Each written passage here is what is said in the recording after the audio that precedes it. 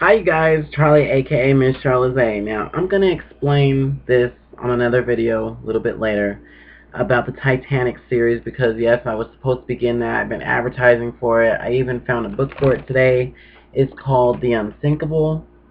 But let me just say that I began reading the chapters on the videos earlier, and because these chapters are so long in that book, it will literally take at least 20 minutes to read a few pages. That means I'd have to break down the videos and literally have like different parts for each chapter. That's too much. So I plan on doing the Titanic series, but you guys, I'm gonna have to find a smaller book to be able to read at least one or two chapters in 20 minutes rather than one chapter in a whole hour. So to change things up until I find a book that would be perfect for that, I found another book, or at least I've had this book, but I never officially finished it. And I actually did a few videos on it a long time ago, but like I said, I never finished it. So I'm bringing it back here on Charlie's Universe. Sex in the City, you guys. Now, it's not going to be as fancy as I did it before because I don't have, like, I can't play music from the soundtrack or anything like that because I don't have a radio. Plus, YouTube likes to do the whole copyright thing and all that. So, but those of you who are Sex in the City fans, you know, it's an old TV show that used to be back in the day, you know, with Carrie Bradshaw and all that. It's in the book. So, that's what I'm going to read to you guys until I can find a Titanic book that's a little smaller, just like this one. I mean, this one's small compared to this thing. So, you can imagine how long the chapters are in the Titanic book, but, yeah. Alright, you guys, so, here we go. This is a Sex in the City book reading series, you guys. Let's get this started. Chapter 1. My Unsentimental Education. Love in Manhattan? I don't think so. Here's a Valentine's Day tale. Prepare yourself. An English journalist came to New York. She was attractive and witty, and right away she hooked up with one of New York's typically eligible bachelors. Tim was 42, an investment banker who made about $15 million a year. For 2 weeks they kissed, held hands, and then on a warm day he drove her to the house he was building in the Hamptons. They looked at the plans with the architect. I wanted to tell the architect to fill in the railings on the second floor so the children wouldn't fall through, said the journalist. I expected Tim was going to ask me to marry him. On Sunday night, Tim dropped her off at her apartment and reminded her that they had dinner plans for Tuesday. On Tuesday, he called and said he'd have to take a rain check. When she hadn't heard from him after 2 weeks, she called and told him, "That's an awfully long rain check." He said he would call her later in the week. He never did call, of course. But what interests me was that she couldn't understand what had happened. In England, she explained, meeting the architect would have meant something. Then I realized, of course, she's from London. No one's told her about the end of love in Manhattan. And then I thought, she'll learn. Welcome to the age of uninnocence. The glittering lights of Manhattan that served as backdrops from Edith Wharton's bodice having Trius are still glowing. But the stage is empty. No one has breakfast at Tiffany's, and no one has affairs to remember. Instead, we have breakfast at 7 a.m., and affairs we try to forget as quickly as possible. How did we get into this mess? Truman Capote understood our 90s dilemma, the dilemma of love versus the deal, all too well. In Breakfast at Tiffany's, Holy Golightly and Paul Verjack were faced with restrictions. He was a kept man, she was a kept woman. But in the end, they surmounted them and chose love over money. That doesn't happen much in Manhattan these days. We are all kept women and men. But by our jobs, by our apartments, and then some of us by the puckling order at Mortar's and the Relaton. By Hampton's beachfront, by front row garden tickets, and we like it that way. Self-protection and closing the deal at Paramount. Cupid has flown the co-op. When was the last time you heard someone say, "I love you," without tagging on the inevitable, if unspoken, as a friend? When was the last time you saw two people gazing into each other's eyes without thinking, yeah, right? When was the last time you heard someone announce, I'm truly madly in love, without thinking, just wait until Monday morning? And what turned out to be the hot non-Tim Allen Christmas movie? Disclosure, for which 10 or 15 million moviegoers went to see unwanted, unaffectionate sex between corporate erotomatics.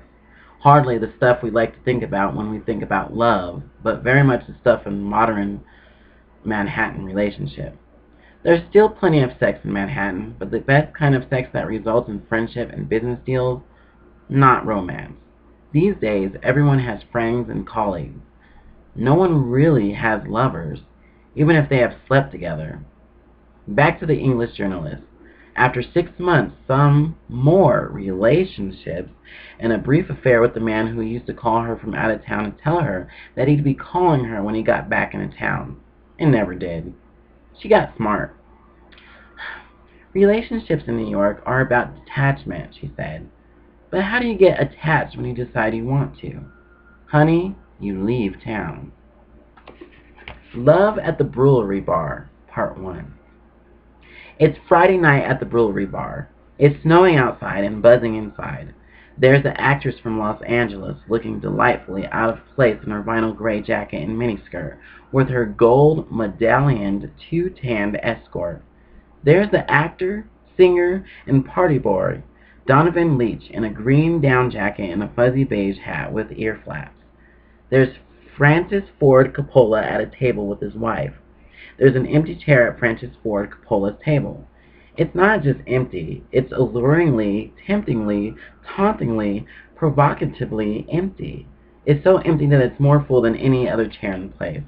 And then, just as when the chair's emptiness threatens to cause a scene, Donovan Leitch sits down for a chat. Everyone in the room is immediately jealous. Pissed off, the energy of the room lurches violently. This is romance in New York. The happily married man. Love means having to align yourself with another person. And what if that person turns out to be a liability? Said a friend. One of the few people I've known who's been happily married for 12 years. And the more you've able to look back, the more you've proven right in hindsight. Then you get further and farther away from having a relationship, unless something big comes along to shake you out of it, like your parents dying. New Yorkers build up a total facade that you can't penetrate, he continued. I feel so lucky that things worked out for me early on, because it's so easy not to have a relationship here. It almost becomes impossible to go back. The happily sort of married woman. A girlfriend who was married called me up. I don't know how everyone or how anyone makes relationships work in this town. It's really hard. All the temptations, going out, drinks, other people. You want to have fun. And if you're a couple, what are you going to do? Sit in your little box of an apartment and stare at each other? When you're alone, it's easier, she said, with a little wistfully. You can do what you want. You don't have to go home. The Bachelor of Coco Pazzo. Years ago, when my friend Capato Duncan was one of the most eligible bachelors in New York, he dated every woman in town. Back then, we were still romantic enough to believe that some woman could get him. He has to fall in love someday, we thought. Everyone has to fall in love, and when he does, it will be with a woman who's beautiful and smart and successful. But then those beautiful and smart and successful women came and went. He still hadn't fell in love. We were wrong. Today, Capote sits at dinner at Coco Pazza, and he says he's ungettable. He doesn't want a relationship, doesn't even want to try, isn't interested in a romantic commitment, doesn't want to hear about the neurosis in someone else's head, and he tells women that he'll be their friend, and they can have sex with him. But that's all there is, and that's all there's ever going to be. And it's fine with him. It doesn't even make him sad anymore the way it used to be. Love at the Brewery Bar, Part 2. At my table at the Brewery Bar, there's Parker, 32, a novelist who writes about relationships and then eventually go long. His boyfriend Roger, Skipper Johnson, an entertainment lawyer. Skipper is 25 and personifies the Gen X dog's disbelief in love. I just don't believe I've met the right person to get married, he said. Relationships are too intense. If you believe in love, you're setting yourself up to be disappointed. You just can't trust anyone. People are so corrupted these days. Yeah. But it's the one ray of hope, Parker protested. You hope it will save you from criticism. Skipper was having none of it. The world is more fucked up now than it was 25 years ago. I feel pissed off to be born in this generation when all these things are happening to me. Money, AIDS, and relationships, they're all connected. Most people my age don't believe they'll have a secure job. When you're afraid of a financial future, you don't want to make a commitment. I understood his cynicism. Recently, I found myself saying I didn't want a relationship because, at the end, unless you've happened to get married, you are left with nothing. Skipper took a gulp of his drink. I have no alternatives, he screamed. I wouldn't be in shallow relationships, so I do nothing. I have no sex and no romance. Who needs it? Who needs all these potential problems like disease and pregnancy? I have no problems, no fear of disease, psychopaths, or stalkers. Why not just be with your friends and have real conversations and a good time? You're crazy, Parker said. It's not about money. Maybe we can't help each other financially, but maybe we can help each other through something else. Emotions don't cost anything. You have someone to go home to. You have someone in your life. I had a theory that the only place you could find love and romance in New York was in the gay community. That gay men were still friends with extravagance and passion, while straight love had become closeted. I had this theory partly because of all I had read and heard recently about the multimillionaire who left his wife for a younger man, and boldly squirreled his young swain around Manhattan's trendiest restaurants, right in front of the gossip colonists. There, I thought, is a true lover. Parker was also proving my theory. For instance, when Parker and Roger first started seeing each other, Parker got sick. Roger went to his house to cook him dinner and take care of him. That would never happen with a straight guy. If a straight guy got sick and he just started dating a woman and she wanted to take care of him, he would freak out. He would think that she was trying to wheedle her way into his life, and the door would slam shut. Love is dangerous, Skipper said. If you know it's dangerous, that makes you treasure it, and you'll work harder to keep it, Parker said. But relationships are out of your control, Skipper said. You're nuts, Parker said. Winter went to work on Skipper. What about old-fashioned romantics? My friend Carrie jumped in. She knew the breed. Every time a man tells me he's a romantic, I want to scream, she said. All it means is that a man has a romanticized view of you, and as soon as you become real and stop playing into his fantasy, he gets turned off. That's what makes romantics dangerous. Stay away. At that moment, one of those romantics dangerously arrived at the table. A lady's glove.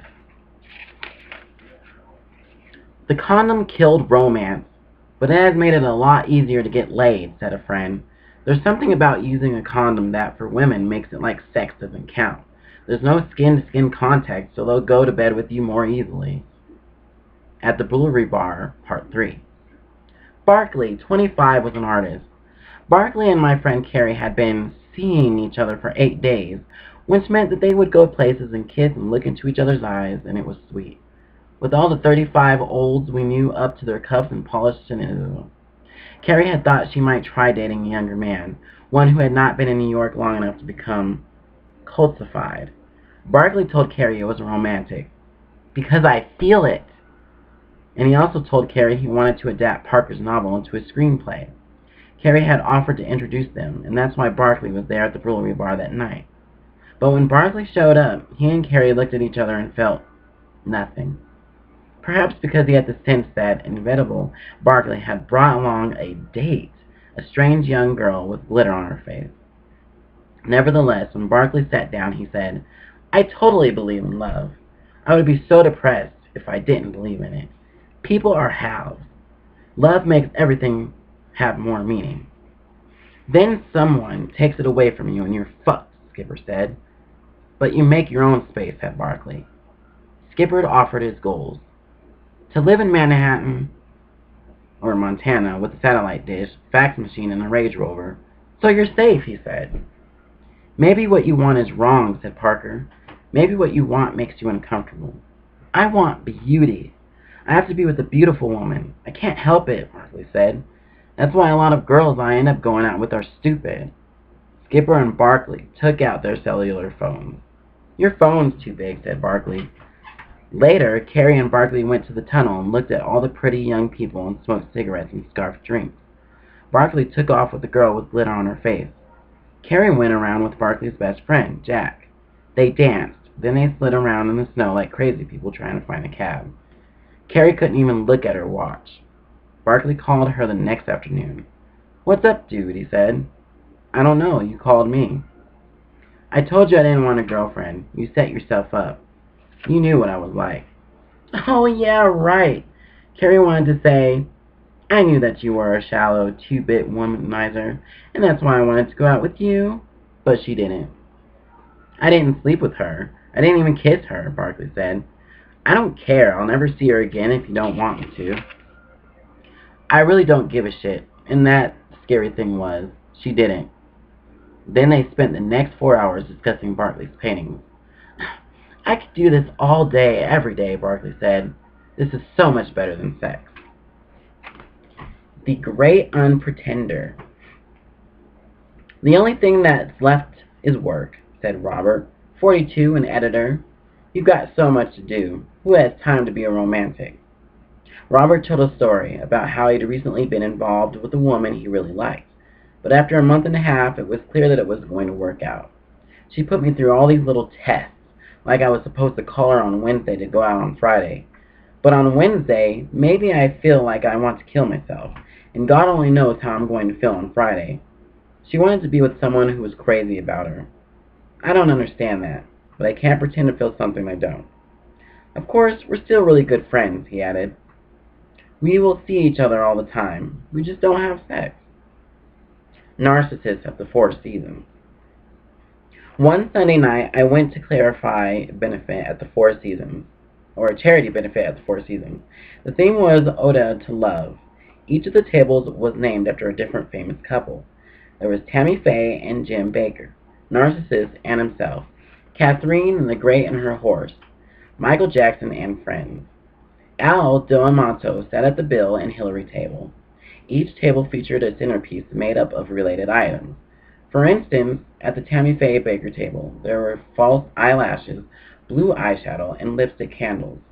Michael Jackson's table had stuffed gorilla and porcelain face cream. Bob Pittman was there. Love's not over. Smoking is over, Bob said, grinning while his wife Sandy stood next to him, and I stood behind the indoor foliage, trying to sneak a cigarette. Sandy said she was about to climb a mountain in New Guinea and would be gone for several weeks. I went home alone, but right before I left, someone handed me the jawbone of a horse from the Catherine the Great table. Love at the Brewery table? Epilogue. Donovan Leach got up from Francis Ford Coppola's table and came over. Oh no, he said. I totally believe that love conquers all. Sometimes you just have to give it some space, and that's exactly what's missing in Manhattan. Oh, and by the way, Bob and Sandy are getting divorced. Alright, you guys. So tell me what you thought about Chapter 1 so far. If you're a Sex and the City fan, you will probably most likely enjoy this book.